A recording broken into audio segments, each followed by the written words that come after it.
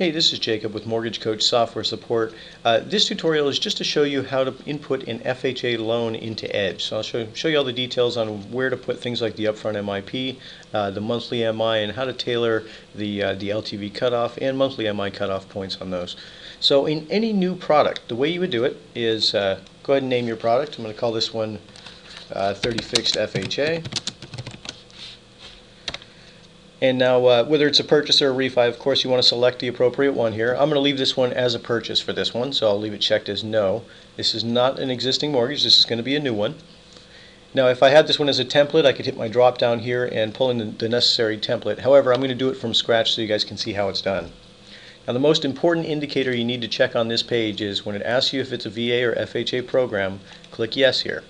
When you do that, the next screen is going to ask you for the upfront MIP. So you got to make sure and select this one. So put in your purchase price,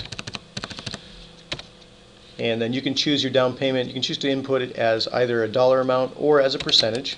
I like doing it as a percentage myself. So let's say we'll go with our 3.5% here. And put in your interest rate.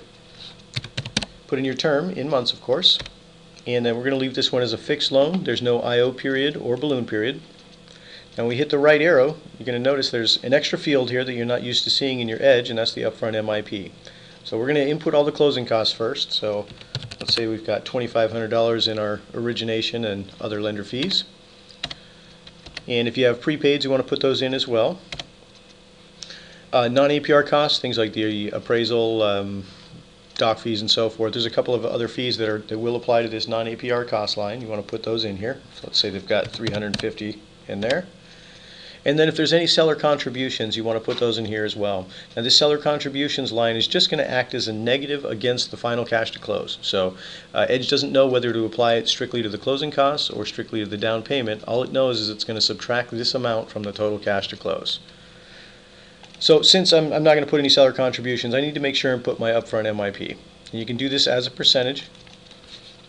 Put in my 1% there, and you notice as soon as you tab off that field, you get another box here that allows you to add this to the loan amount. So this is automatically going to finance into the loan. Now when we get to our monthly taxes and insurance, make sure and put in your hazard and taxes here. Oops.